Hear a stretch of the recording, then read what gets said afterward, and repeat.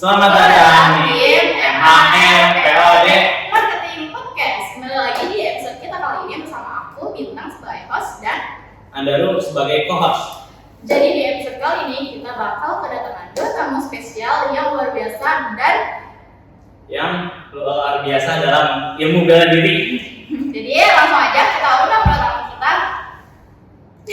Iya, datang aja. So. Halo.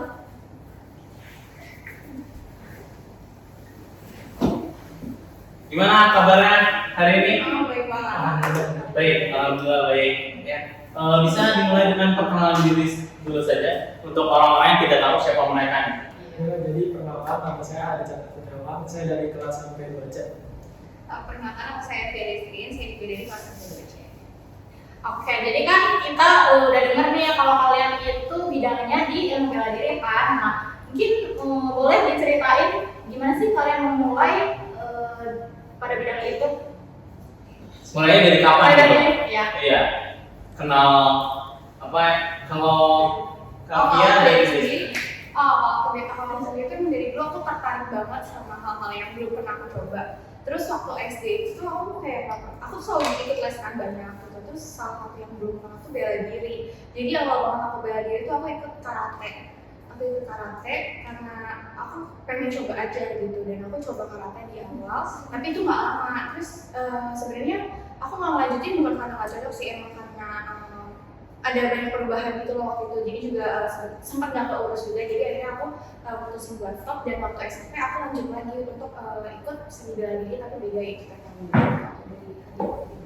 Kalau dari saya sendiri, saya dari kecil memang suka film action ya. Dari kecil juga saya sering nonton film-film Cina gitu yang seni bela diri gitu. Terus saya awal mulanya belajar seni bela diri itu pas saya SMP di SMN saya di 4, saya ikut ekskul silat. Itu adalah seni bela diri pertama saya, dan juga saya ikut tadi juga pas sebelum COVID-nya. Itulah. Berarti udah ikut lomba-lomba gitu ya? Iya, udah ikut kesini. Itu gimana rasanya itu ikut lomba? Untuk rasanya ya pas pertama kali sih rasanya pasti gugup ya. Tapi karena saya udah sering latihan juga kan, bahkan setiap hari, pas hari pertandingannya emang pada gugup awal-awal, terus lama-kelamaan jadi ya biasa aja gitu. Kalau kamu? Kalau aku sendiri emang pasti gugup ya, apalagi kan kalau aku kan bukan yang fight ya, aku kan seni bela diri yang keindahannya itu aku kalau saya karate saya. Jadi sebenarnya nervous karena pasti banyak banget orang yang liatin kayak gitu. Terus tapi setelah dapat medali gitu, dapat hasilnya gitu, rasa takutnya itu jadi kebayar gitu sama hasil yang udah dicapai. Berarti habis itu ada ikut lomba lagi ya? Bisa kayak dapat medali gitu ya kan? Tergantung, itu biasanya tergantung. Kalau aku ya, kalau Iya. aku biasanya tergantung itu ikutnya yang kejuaraan tingkat apa. Ada yang misalkan kalau udah lawan tuh langsung menang, ada juga yang nanti cari lagi lawannya sampai terakhir gitu. Kalau aku waktu itu ikutnya yang lawan aku gerak terus habis itu langsung dihitung poinnya, terus langsung dihubungi pemenang nasional. Kalau aku, tapi kalau tadi gimana? Kalau saya sih emang setelah ikut pertandingan pertama saya menang tuh. Nah setelah itu saya ikut berlari karena emang suka sama menikmati juga ya, pas fight gitu. Kalau untuk kalian yang paling besar, aku terus sebenarnya, aku penasaran sama beneran nih, ya kan? Jadi di pertandingan kalian gitu ya kan kalian ikut kayak banyak pertandingan nih. Nah pertanyaan saya itu sebesar orang-orangnya tuh kayak gimana nanyanya? Sebesar pertandingannya kayak Maksudnya kayak tingkatnya ya itu paling besar gitu. Kalian pernah ikut dan gimana gitu rasanya? Kalau aku waktu itu aku pernah ikut paling tinggi itu yang nasional. Sebenarnya agak nggak pede sih karena kan pertama kali aku coba itu kan yang sekota, Iya. kota ya. Jadi terus habis itu kan karena COVID-19, jadi kan kita latihannya online, misalnya nggak online, cuman ke PMI gitu kan. Terus akhirnya setelah itu langsung naik ke nasional gitu. nervous banget sih, terus bener-bener kayak gak pede. Dan aku waktu ikutan ini sih aku bener-bener gak peduli sih hasilnya apa, yang penting aku udah maksudnya aku udah ngeluarin semua yang udah aku pelajarin sebelumnya gitu. Aku udah latihan, aku berusaha untuk tampil total, tapi aku gak pernah kayak apa sih namanya, gak pernah berharap untuk dapat menang apa enggak gitu. Udah pesimis dulu lah siapa tentunya gitu. Itu sebagai Yang penting udah ngelakuin yang iya, terbaik. kalau aku ya, Benar, aku benar. kayak gitu. Bukan tipe yang kompetitif itu Iya. aku enggak sih sebenarnya. Kalau ini apa yang paling besar? Paling besar ya mungkin ya di pertandingan Pakumi Open Championship waktu itu sampai diliput sama TV juga. Terus juga saya itu waktu itu nginep juga 2 hari ya, 3 hari ya kalau saya baru ingat di kos-kosan itu baru main. Jadi itu kalinya itu 2 hari atau 3 hari gitu. Ini sih yang paling tingkat Pakumi Championship waktu itu internasional. Nah, sekarang aku mau nanya nih, kan kalian udah sampai ke tingkat seperti itu, pasti ada lah kesulitan sama kesusahannya itu. Gimana sih kira-kira? Ada nggak? Cedera juga. Mungkin dari Hedi dulu deh, jadi aku bisa jawab dulu. Kesulitan sama pernah cedera apa? Iya. Kesulitannya mungkin dari saya sih bagi waktunya ya, antara sekolah sama latihan gitu sama jam tandingnya masih ada dispen juga kan dari sekolahnya. Terus pernah cedera apa enggak? Masih pernah, mulai dari mulut saya waktu itu kena tendang, berdarah atau enggak saya hewan.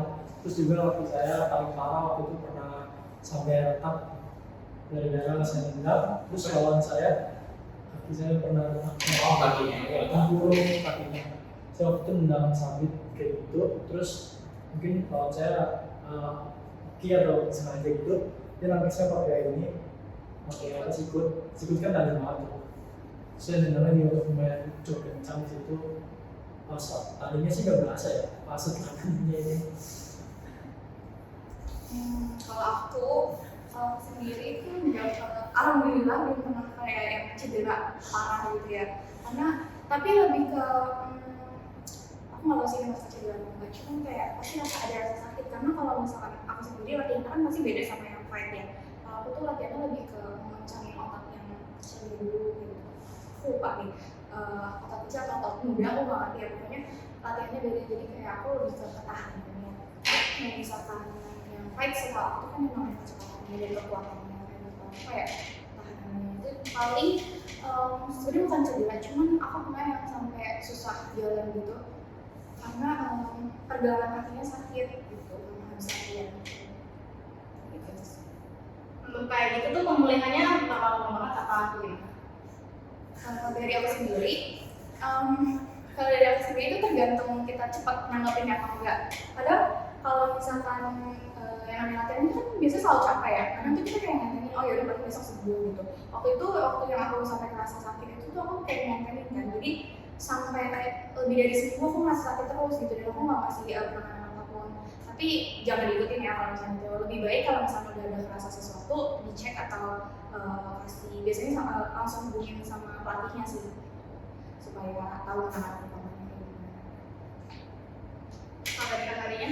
Kalau dari saya sendiri tergantung cederanya separah apa. Kalau yang tadi saya menetap itu biasanya itu berbulan-bulan bahkan sampai setahunan baru sembuh. Itu pas kapan gitu? Pas SMA, pas SMP? Pas SMA gitu lah. Pas SMA itu Pas 12. Keren-keren. Oh, tapi ya saya juga betul kasihan juga ya, maksudnya keren juga gitu ya, sampai segitu gitu. Oh iya, langsung pertanyaan ini nggak, apa namanya, untuk parahnya, untuk para pemula gitu. Oh, ini aja. Mereka kan pasti udah kayak belajar seni bela diri gitu-gitu. Kira-kira ada nggak apa sih? Basic.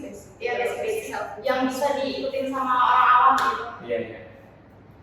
Yang gampang gitu untuk diikutin, ya. Untuk orang awam sih kalau misalnya ada orang jahat ya, kalau yang jahat kalian bisa misalnya bilang gini, coba aja. Oh iya.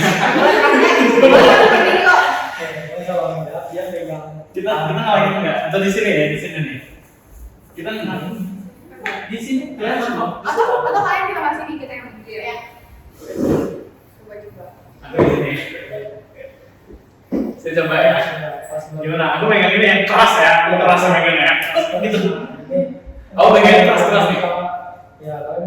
ini, kalian tinggal ini ke arah jempol ini, kalian putar aja gitu.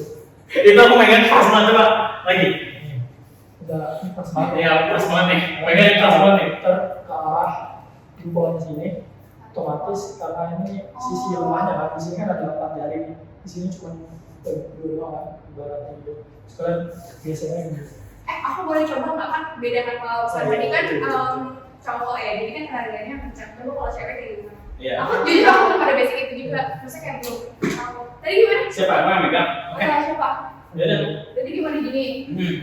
Ini. Terus Udah. sini gitu. Iya. Enggak, aku tadi megang kelas sekarang. Aku tadi Gak bisa kan?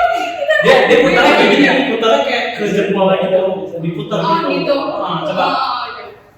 Oh, Coba deh. Dia tuh kerja ya, kerja iya, tuh. keren. Tadi aku pikir kalau perempuan nggak works deh, karena kan dia tuh di lemes ya. Iya. Ternyata nggak juga ya. Ternyata Berarti sekuat apa cowoknya? Gimana? maksudnya bisa digunakan Iya. di perempuan dan laki. Iya, tapi berarti sekuat apa cowoknya itu pasti titik lemah dia sih. Jadi sekuat aja itu pasti bakal cocok ya. Tuh Makasih kan. banget buat tipsnya loh. Keren banget. Jujur. Dan pasti bakal berguna sih buat yang nonton dan buat kita juga. Saya nanya ya, tinggal harusnya langsung aja. Bela diri apa yang paling mudah itu untuk orang yang mau itu? Bisa kan banyak nih ya kan bela diri ya kan, dari semua bela diri nih. Menurut kalian paling gampang untuk masuk itu apa? Paling gampang untuk masuk. Untuk mulai gitu yang enggak langsung capek gitu ya kan, hari pertamanya dia langsung masuk, nggak lagi dah gitu yang kayak gitu. Sebenarnya tergantung ya, lagi kalian mau pengennya tadi kan ada yang tangan, ada yang kaki, ada yang dua-duanya juga kan. Misalnya kalau yang pengen yang tangan doang, kalian bisa ikut boxing, ataupun yang kaki kalian bisa ikut silat, taekwondo, kickboxing juga tuh jadi dua-duanya tangan kaki. Itu juga kalian bisa yang buat meeting atau seperti jiu-jitsu sama grappling gitu. Jadi kalian nggak perlu mukul atau menang, kalian juga mencegah lawan kalian agar menyerang gitu. Tergantung sih, mudah makanya tergantung orangnya juga. Sebenarnya juga tergantung sih tujuannya apa. Maksudnya tujuan mereka mau belajar bela diri itu emang kan kadang beda-beda ya. Ada orang yang emang buat prestasi, ada yang buat self defense tadi, ada juga yang emang dia mau nekunin atau dia mau jadi pelatih dan lain-lain. Itu kan beda-beda ya tujuannya. Sebenarnya menurut aku sendiri sih nggak ada yang bisa dibilang mudah ya, karena pasti beda-beda kan cara pembelajarannya, dan pasti setiap seni bela diri itu tuh nggak mungkin yang langsung susah gitu. Pasti dari pelatihnya gitu atau dari instansinya pasti bakal ngasih tahu kita untuk awal-awal kayak gimana, latihannya kayak gimana. Jadi kita nggak langsung dikasih yang berat gitu. Mereka juga pasti akan lihat kita tuh kemampuannya sampai mana. Jadi kalau misalkan ditanya ada yang paling mudah apa enggak, sebenarnya tadi yang dicontoh tadi itu tapi balik lagi itu tergantung sih, tergantung kitanya juga. Karena kan kadang orang beda-beda ya. Kadang kayak misalnya kayak aku merasa kayaknya ini contoh ya, kayak boxing gampang kayak, tapi kan ternyata pas udah diajarkan ternyata enggak gitu kan. Oke, mungkin cukup dari kita. Aku mau nanya nih, Pertanyaan ada nggak sih kayak motivasi atau pesan buat penonton gitu? Buat penonton, Atau enggak buat orang yang mau untuk orang yang memulai dari motivasi gitu.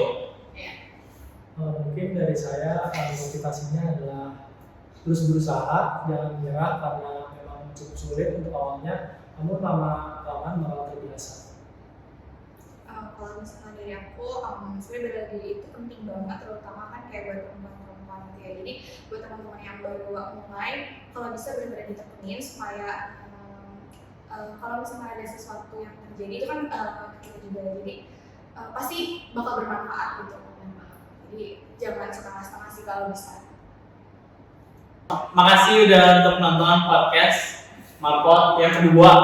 Ini keren banget sih menurut saya. Gara-gara orang-orangnya juga keren banget gitu. Dia juga ngasih tips yang saya bakal banget. iya bermanfaat. Kayak anak-anak saya juga bakal saya ajarin kayak gitu juga gitu, saking kerennya. Karena teman-teman saya mau kasih tahu dari gimana caranya. Itu keren banget. Makasih banget kayak Andi ya. Makasih. Kalian juga keren banget loh. Iya, terima kasih. Ini jadi saya. Makasih banyak ya. Dadah. Dadah. Dadah.